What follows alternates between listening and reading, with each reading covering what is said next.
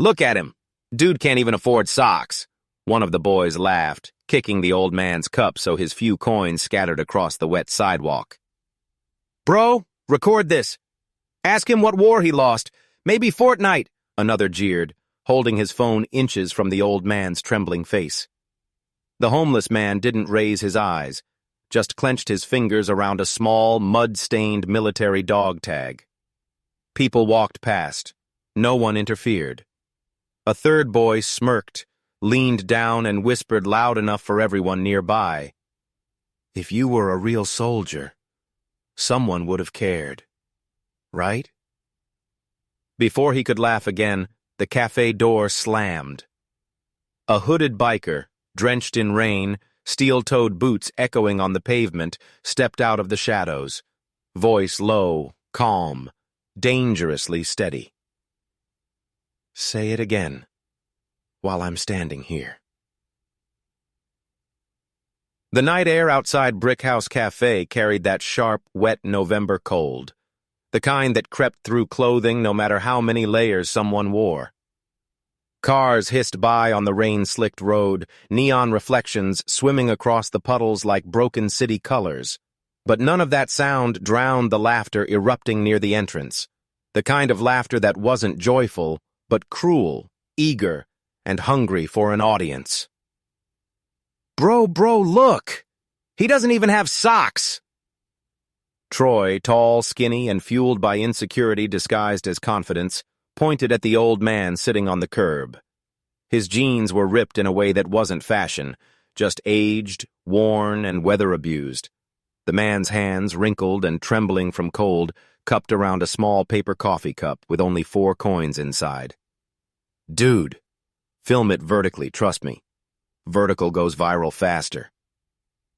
Evan, the so-called content creator of the trio, already had his phone out, thumbs eager, face glowing with the anticipation of likes, comments, maybe a repost from some edgy meme page he worshipped. The old man D didn't respond. He didn't flinch. He didn't even look up. His body language wasn't defensive. It was resigned, like someone who had lost the right to expect help. The boys saw that silence as permission. Hey, old man, you want to say something emotional so TikTok girls cry about you? Maybe drop a tragic backstory? Evan mocked, bending down as though interviewing a celebrity. Inside the cafe, warm lighting, indie music, fresh ground coffee smell. People watched. But through glass, everything is easier to ignore. A young woman looked up briefly, then lowered her gaze as if eye contact would assign her responsibility. A man in a business suit paused, but then pretended to answer a text. The barista wiped the counter longer than necessary, hoping someone else would care first. On the sidewalk, the rain thickened, tapping on the old man's shoulders, soaking into his faded hoodie. His left shoe was missing its laces. His right pant leg was slightly singed like fabric that had been near fire once. And around his neck, beneath the hoodie's fold, a rust-covered military dog tag glimmered faintly. Not as decoration, but as history nobody asked about. Troy smirked with a sudden idea. He knelt, grabbed the cardboard sign from beside the old man, held it up dramatically, and read it in a theatrical, mocking tone. I once saved lives. Now I need help to survive. He laughed so hard he fell back onto the sidewalk. Yo, imagine being able to save lives but not save enough money for a bed, he shouted, slapping his knee. The old man shut his eyes slowly, not in fear, but like someone trying not to relive a flashback. His voice, though unspoken, hung heavy. You have no idea. Evan zoomed in with his camera, getting a close-up of the old man's face. Sir, can you cry for us? Tears get better engagement. The old man tightened his grip on his dog tag until his knuckles white.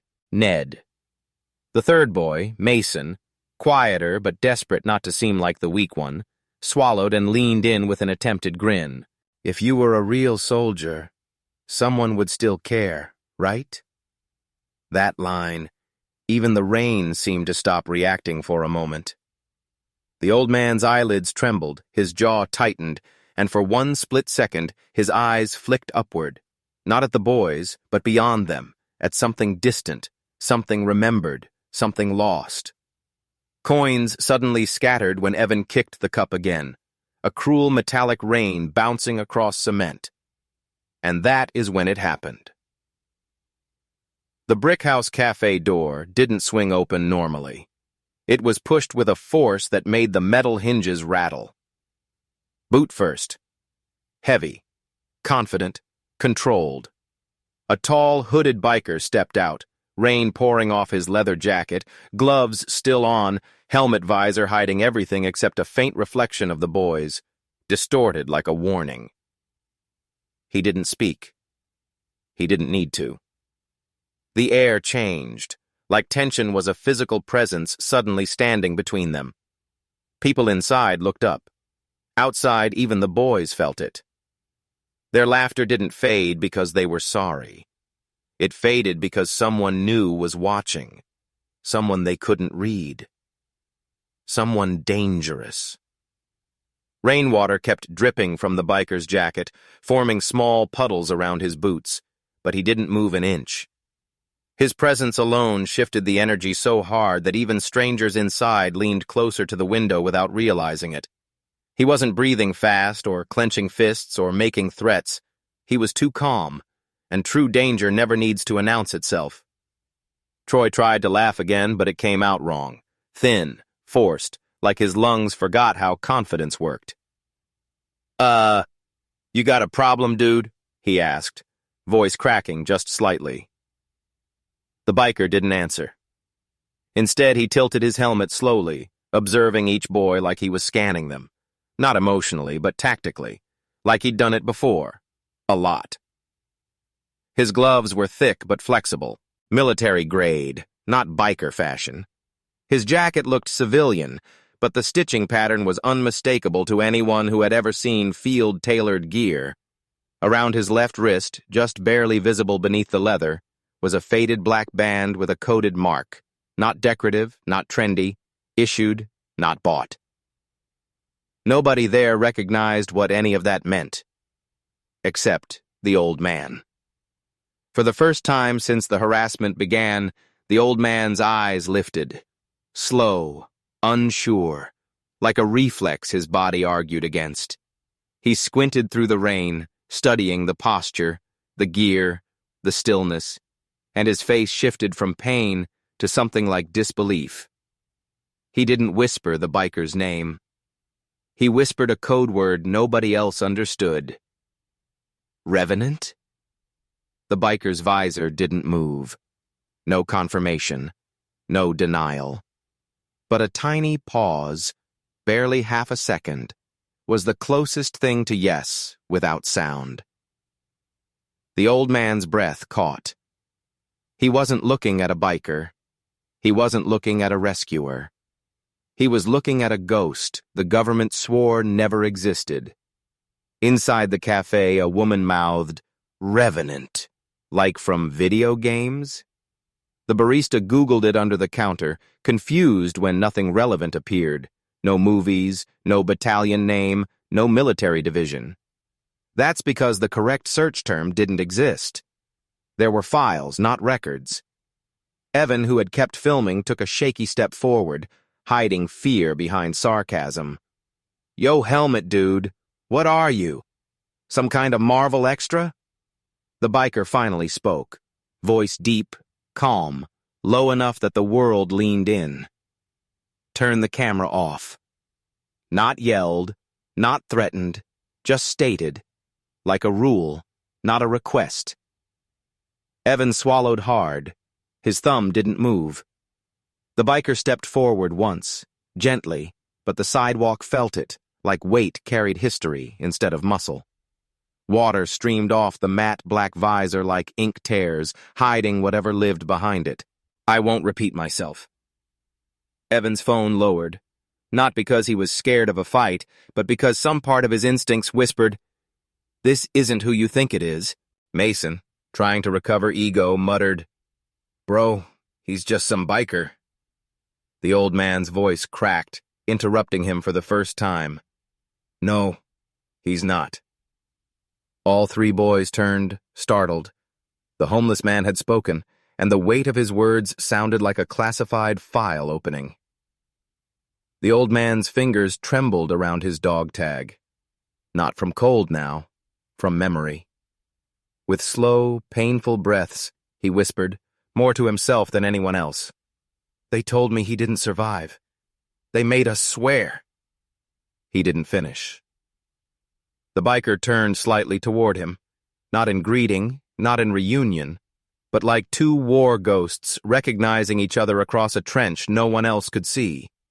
Not friends, not family, not teammates, debtors. And unlike money, debt from war never expires. The crowd didn't understand. The boys didn't believe it. But everyone felt it. Something big just entered the story, and no one was ready. The biker's presence didn't explode like a fight scene. It compressed, like air tightening in a submarine. Every second he stood there, noise became silence, and silence became something sharper, almost metallic. Troy tried to recover first, puffing his chest like a kid who had practiced intimidation only in front of a mirror. "Man, relax," he scoffed, masking uncertainty with fake confidence. "We were just messing around. That's how the internet works." The biker's head tilted a millimeter, not enough to be dramatic, but enough to say, "Wrong answer." He took 2 slow steps forward, rain pattering against his jacket like drum taps, while his boots gave off that muffled, heavy thud, reserved for people who walked with purpose, not curiosity. Evan and Mason backed up instinctively, but Troy held position, because pride is a dangerous drug. "Internet doesn't matter." The biker's voice was low, even, command-level calm. "Character does." Troy tried to laugh, but its C sounded more like a cough. "Bro, you don't know us. Why you acting like some masked preacher?" The biker didn't respond immediately. Instead, he turned slightly toward the old man and crouched down, but not to comfort him, more like someone examining damage with silent outrage, not pity. He studied the old man's hands, the torn clothing, the faint bruises beneath sleeves, noticing everything like a trained medic and interrogator combined. The old man inhaled slowly, voice brittle, regretful. "I told them you were real." The biker remained silent. Inside the cafe, customers pressed even closer to the glass now, not breathing loudly enough to fog it. This wasn't entertainment anymore. It felt like history reactivating. Mason finally cracked. The quiet kids always break fastest. "Look, we didn't beat him or anything." The biker stood again, voice unreadable. "Cruelty starts long before fists." That line hit harder than a punch, not only to the boys, but to every adult watching who realized they too were guilty of inaction. Evan stepped forward, attempting logic. "We didn't know he was a soldier." The biker faced him fully this time. "You don't earn basic respect by being a soldier. You earn it by being human." A few cafe customers lowered their eyes. Some swallowed guilt like medicine they didn't want but needed. Evan shifted, embarrassed now, his earlier bravado shrinking. "I mean, yeah, but we weren't trying to, ruin his life or anything." The biker leaned closer, not threatening, but uncomfortably honest. "You don't ruin a life overnight. You ruin it inch by inch, every time someone decides humiliation is funny." The boys froze. For the first time, Troy lost eye contact. The biker then turned to the old man again. Still calm, still controlled. Without taking his gloves off, he spoke softly, but the softness felt heavier than anger. "How long have you been out here?" The old man hesitated, not because he didn't remember, but because saying it out loud would make it real again. 3 winters, he whispered. Someone behind the cafe glass gasped. No one had even asked him that before. Evan, who still held his phone at his side, slowly clicked the screen off. Not because he was ordered to, but because the moment no longer belonged to content. The biker turned back to the boys. "You think life breaks all at once?" He stepped forward slowly, his unseen eyes locked on them. "It breaks like this. First dignity, then purpose, then memory of who you were. And when all three are gone, the body keeps breathing, but the person is gone." Mason whispered, "Why do you care?" Not aggressive, not sarcastic, just confused. The biker didn't answer immediately. Instead, he reached up and tapped one gloved finger against the old man's dog tag. Just once, lightly, like touching a silent alarm. Because he once carried someone who wasn't supposed to survive. A line heavy with implication. A line true viewers would replay to decode. A line that meant not just any soldier, someone specific, someone impossible. Troy exhaled, barely audible. "Carried who?" The biker slowly stood, straightened his shoulders, and the rain caught on the angled armor under his jacket. He didn't answer. Not yet. Because reveal timing equals retention. Instead, he only said, "You boys owe him an apology. Not with words, with understanding." The old man's eyes glistened. Not with tears, with recognition. The next moment would decide everything. And none of them knew. The cafe security camera had recorded all of it. A silent witness to past and future consequences. The biker slowly lifted his chin toward the cafe entrance, not asking, not suggesting, directing. His voice stayed calm, but the cadence shifted into something that sounded like procedure rather than conversation. "All of you. Inside." Humiliation began where people could see it. Correction will too. That line alone made the bow eyes stiffen. Troy glanced at Evan and Mason, silently begging for agreement, for any plan, but nobody wanted to disobey a man who didn't need to raise his voice to control gravity. The old man hesitated, not wanting to move, not wanting to be seen. Shame wraps tighter than chains. But the biker placed a steady hand under his elbow, helping him stand with slow, practiced care. Not like someone assisting a civilian, like someone extracting a wounded ally under fire. They entered the cafe. A bell above the door chimed innocently, completely out of sync with the emotional weight entering behind it. Warm air touched the old man's skin for the first time in hours. People stared but didn't speak. Guilt makes lips heavy. The biker guided him to a corner table away from direct visibility, but close enough that everyone would still witness accountability, not hide from it. He removed his wet gloves with controlled movements, placing them neatly on the table. Disciplined ritual, not habit. A barista, nervous, stepped closer. "Sir, should we call someone? Maybe the police?" The biker's visor turned slightly, and the girl froze before he even answered. His tone was measured, not threatening. "Police respond to law. This is about dignity. Let him sit.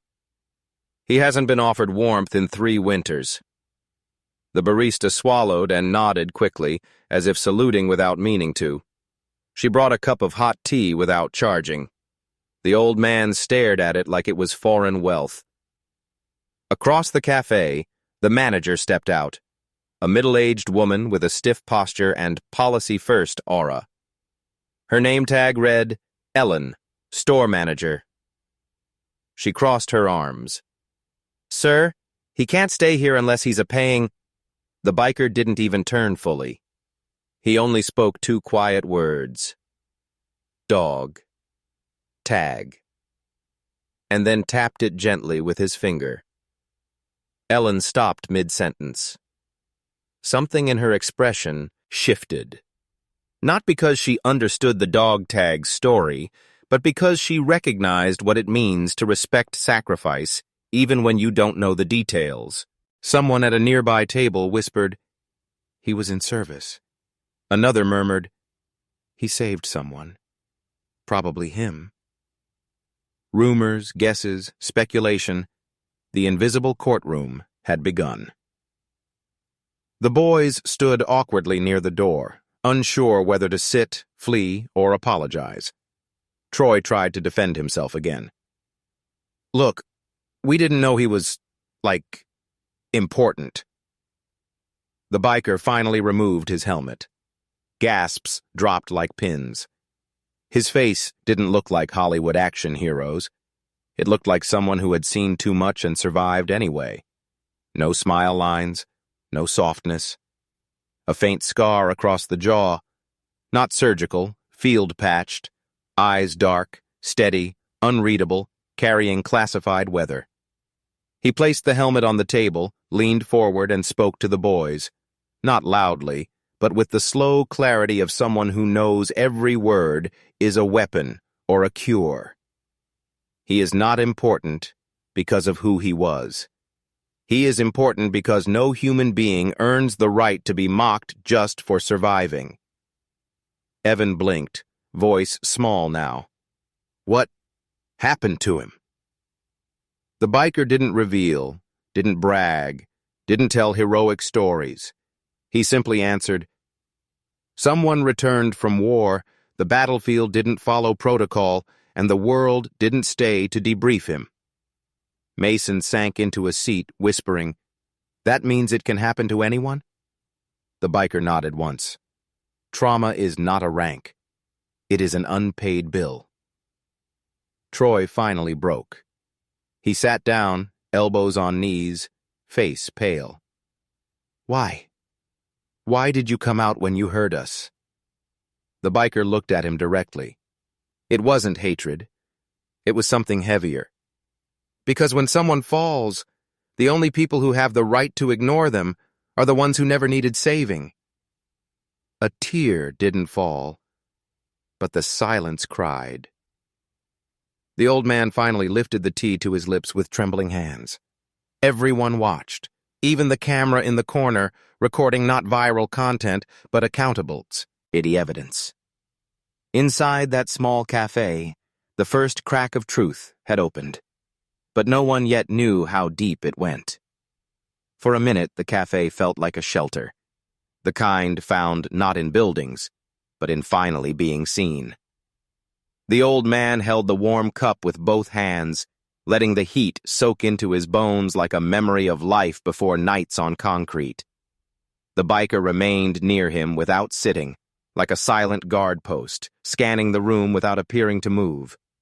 His eyes tracked entry points, exits, reflective surfaces, security camera angles, and even reaction patterns of everyone present. Instinct didn't retire. Not for men like him. It only slept lightly. The boys sat at a nearby table, silence slowly replacing their shame-filled adrenaline. Their phones lay screen down, not because anyone forced them, but because the moment could no longer be filtered through pixels. Ellen, the manager, lingered a few steps away. She wanted to understand without stepping on emotional mines. After swallowing nerves, she finally asked, "Sir, were you two in the same unit?" The biker didn't answer immediately. He stared at the old man, offering permission with eye contact rather than words. The old man nodded once, not eagerly, but with the weight of someone accepting that truth is both healing and painful. The biker finally spoke. "Not the same unit, not the same mission, not even the same war. But our paths crossed where borders don't exist on maps." The cafe froze. Even coffee machines seemed to pause mid-hum. The old man looked down, voice cracking. "We weren't supposed to survive. Not because we were weak, but because we weren't supposed to be there." Evan Whisper asked, "Then why were you?" The biker looked at him, not with anger, but with the heavy patience of someone explaining danger to a child. Some missions are official. Some missions are necessary. Not all missions. Science are both. Mason inhaled sharply. You mean off-record? The biker didn't nod. He didn't deny it. He didn't need to. The truth hovered in the silence like a classified stamp. Before the boys could ask anything more, the cafe door jingled. But not like before. This time it sounded like a warning bell. Two men in private security-style jackets stepped inside. They weren't police and they weren't random shoppers. Their walk was coordinated, center-weighted, hand proximity to concealed holsters, eyes scanning rather than looking. The biker didn't turn his head. He saw them in the reflection of the espresso machine. The older security man, clean-shaven, spoke first. "There a problem here?" His tone looked polite, but tasted like authority without badge accountability. Ellen stepped halfway forward, unsure whether to defend or retreat. "No. Everything is—" The second security man cut her off, eyes fixed on the biker. "Sir, we received a report of harassment outside. We're here to ensure nobody escalates conflict. Would you be willing to step outside with us?" Their eyes stayed on him, not the boys. Wrong target, wrong assumptions, wrong night. The biker finally turned his head, slowly enough to show he was not reacting, but deciding. "If your concern is harassment, you're staring at the wrong people." The security men exchanged brief glances, annoyance disguised as protocol. The younger one smirked. "We just need to talk outside. That helmet behavior looked intimidating." Someone in the cafe whispered, "He didn't threaten anyone. Those boys did." The older security man ignored it. "Step outside, sir. Last request before we get involved differently." Evan stood suddenly, voice shaky but loud. "It wasn't him. We were the ones messing with the old guy. He defended him."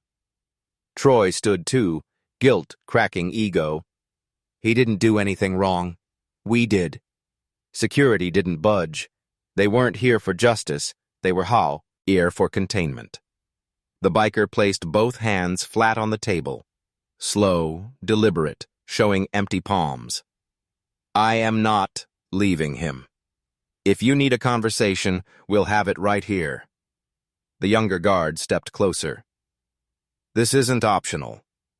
At that moment, the old man whispered, eyes widening at the guard's jacket patch, a small emblem shaped like a raven wing over a shield.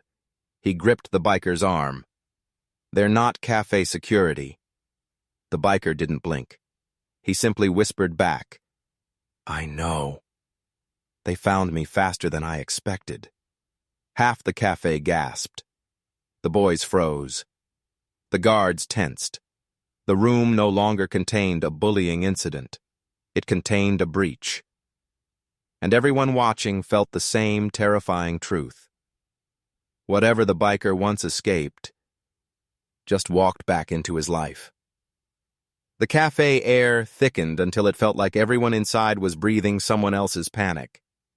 The two supposed security officers stepped closer, not in a public safety stance, but in a containment and retrieval formation, one slightly angled near the door, the other positioning himself to block the back exit. They weren't here for a conversation. They were here for a mission wrap-up. The older one spoke again, voice clipped with institutional authority. "Sir, we need verbal confirmation of identity and cooperation. You know the procedure." The biker didn't blink. "I don't operate under that procedure anymore." The younger agent took half a step forward, shoulders squared, gaze fixed. "If you're who we believe you are, then you do." Gasps rippled quietly across tables. No one was eating anymore. No music played. Even the espresso machine seemed afraid to breathe steam. Troy leaned toward Evan and whispered, "This is like witness protection or military intelligence stuff, right?" Evan shook his head slowly, unsure. "This feels bigger." The old man's hand trembled on the table, though His voice held a new kind of urgency. You don't understand. If they take him, he won't come back. They erase ghosts once they find them. The biker turned slightly toward him. Not shocked, not emotional, just acknowledging truth like it was weather. They stopped calling us assets when we became liabilities. The older officer tapped his earpiece. Subtle, but noticed. We need you to comply peacefully. Headquarters wants confirmation. Headquarters buried me. His tone never rose, but the truth detonated anyway. Mason, shaken, asked in a small voice, "Why would they erase you?" The biker didn't look at him, not out of disrespect, but because answering a child's question means reliving a man's tragedy.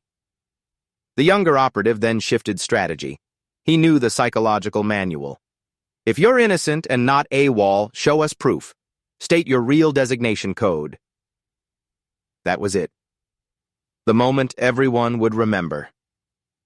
The identity freeze moment trigger. All eyes locked on the biker. Even the rain outside paused like it leaned closer against the glass. The officer continued, applying controlled pressure. You refuse to declare. We classify it as hostile intent. Declare. And we handle this quietly. It was a trap and a test in the same breath. The biker slowly lifted his helmet from the table and placed it at his side, but didn't put it on. Then he spoke, calm enough to terrify the trained. You want me to say what only 6 men on this planet were cleared to know? Name the other 5. Both agents froze. That wasn't a rehearsed civilian bluff. That was internal clearance chess. Silence flooded the room again. The older agent's controlled tone slipped for the first time. We're not authorized to... Exactly! The biker cut him off without raising volume. If you don't know their names, you don't outrank my truth. The cafe atmosphere shifted from fear to awe, but the younger agent wasn't done. He slammed his palm on the table, voice hardening. Then prove it another way, something only a classified field asset would know. The biker paused, then reached for a napkin. Not a weapon, not a badge, not ID. A napkin. He pulled a pen from a nearby receipt jar and began sketching, not art, not doodling, schematic memorization. Lines, numbers, angles, markings. No hesitation, no corrections, no reference. A map, not of a place, not of a route, but of a restricted facility layout, the kind that never appears on satellite images, government records, or blueprints. The older agent stiffened instantly, face draining of color.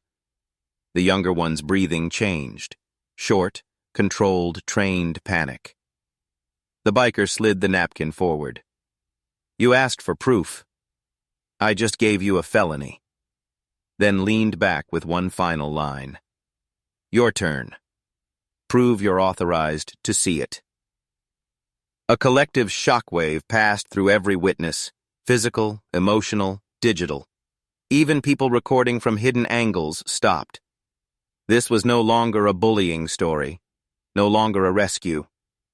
It was a classified identity standoff in a public cafe. No exit, no lies, no turning back. And the freeze moment test was now inevitable. For a long moment, no one in the cafe moved. The napkin sat between them like a live explosive, not paper, evidence. The older operative stared at it with the rigid stillness of someone who had just seen a career-ending ghost. The younger one, usually louder, suddenly seemed 20 years less confident. Outside, rain hammered louder against the windows, as if nature was pounding on the glass demanding to witness, too. The biker stood slowly, not aggressive, not preparing for violence, but preparing to be judged. He glanced briefly toward the old man, silently asking if he wanted this to continue. The old man, after 3 long winters of invisibility, nodded. No more silence, no more shadows. The younger operative tried to recover control. Sir, You understand XP. Grossing classified infrastructure. The biker cut him off gently without hostility. Is already logged on that security camera in the corner. If you intend to silence me, the footage exposes the silencer. If you intend to arrest me, the blueprint proves jurisdiction breach. So choose carefully. Because I stopped fearing consequences the day the government labeled me operationally expendable. That term hit harder than a gunshot. The cafe shook with silence. Troy, voice barely stable, asked the question everyone else was too afraid to. Who are you? The biker exhaled, not dramatically, but like someone finally slicing open an old secret bandage. He stepped closer to the napkin, tapped the lower corner 3 times with his knuckle, and said, I was code-designated Revenant 06. The one they wrote off after confirming my survival was inconvenient. Gasps. Whispers. Someone dropped a spoon. The old man closed his eyes with painful recognition. Evan leaned forward, whispering like a narrator's final line. Revenant, as in returning from the dead? The biker met his eyes, not smiling, not proud, simply confessing. They needed ghosts more than heroes. Then, turning toward the operatives, he delivered the freeze moment line, calm as winter steel. If you finish what they started, remember the first man I ever saved is sitting behind me. The old man's eyes flooded, not with weakness, but pride long overdue. The older operative's jaw trembled, barely, but noticeable. Sir, we were told you burned. We saw the footage. We buried the file. The biker stepped closer until his shadow overlapped both men. Footage burns easier than men who refuse to stay dead. The younger operative's voice softened, no longer adversarial. What do you want from us? The biker didn't hesitate. 3 things. First, he leaves here tonight with a bed, not a sidewalk. Second, every recording taken today stays in his control, not the internet's. Third, you leave us both unnamed. I already died once. I don't need a resurrection tour. The operatives looked at each other, weighing risk, orders, cost, jurisdiction, and finally, the older one nodded. Agreement wasn't spoken. It was surrendered. The younger operative quietly slipped a sealed contact card onto the table between coffee stains, saying only, If you ever choose to report in willingly, call this number. We won't hunt you again. The biker didn't touch the card, because freedom isn't real if it requires permission. The 2 operatives left, not as enforcers, but as witnesses. The cafe slowly breathed again. People blinked, exhaled, wiped tears they didn't realize had fallen. Troy, Evan, and Mason approached the old man, not with excuses, but with responsibility. Troy knelt, the same way he mocked earlier, and placed every dollar he and his friends had on the table. I'm sorry, he whispered, voice cracking. Not scripted, not performative. Real. The old man placed a shaky hand on his shoulder, not to forgive instantly, but to acknowledge change. Then the biker finally spoke the emotional epilogue line, soft enough to require leaning in. The strongest men are not the ones who survived war, but the ones who survived the world after it. He lifted his helmet, nodded once to the old man, a silent vow, and walked back into the rain like it was the only battlefield he trusted. No name, no rank, no headlines, just a ghost who chose to save, not haunt. Some heroes return home, but home doesn't always return to them. Be somebody's shelter, not their storm.